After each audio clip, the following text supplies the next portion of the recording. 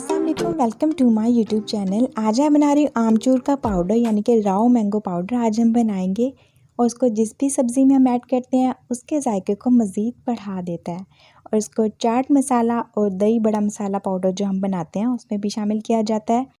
और आप तो जानते हैं कि घर की बनी चीज़ का मज़ा और जो प्योरिटी है उसकी अपनी ही बात होती है। तो आमचूर बनाने के लिए हमें यहाँ पे चाहिए कच्चे आम, और इनको कुछ को मैंने कर लिया इस तरीके से स्लाइस में कट और कुछ को मैंने कर लिया ग्रेट।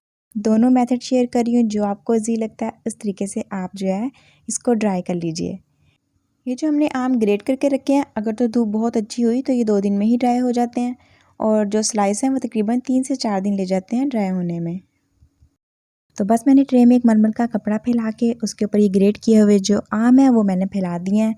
और इससे ये है कि जितना भी एक्सेस वाटर है वो ये ऑब्ज़र्व कर लेगा। चाहे तो आप नीचे अखबार बिछा लीजिए। और उसको ड्राई करने के लिए कोई स्टील की ट्रे ही यूज़ करेंगे, इससे कि हीट बहुत अच्छी लग जाती है। और इसको 3 से 4 दिन की अच्छी तरह से धूप लगवा लेंगे। तो ये बहुत अच्छी तरह से ड्राई हो गया। ड्राई आपने बहुत अच्छी तरह से इनको होने देना है, उसके बाद आप ये है कि पाउडर आपका बहुत अच्छा बनेगा।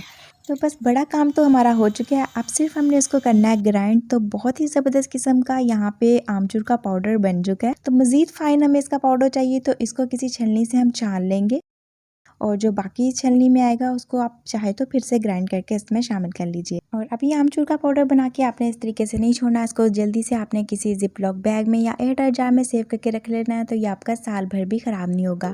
अब आप भिंडी की सब्ज़ी बना रहे हैं, भरवा टिंडे बना रहे हैं या बैंगन का भरता बना रहे हैं, हाफ़ टी स्पून इसका ऐड कर दीजिए, तो बहुत ही लाजवाब किस्म की आपकी सब्ज़ी बनेगी। और इसके साथ ही जो लोग चैनल पे न्यू है, चैनल को प्लीज़ सब्सक्राइब कर दीजिए, और वीडियो अच्छी लगी हो तो लाइक कर दीजिएगा, और शेयर करना आपके लिए कुछ मुश्किल हो सके तो वो भी कर दीजिएगा। अल्लाह हाफ़िज़।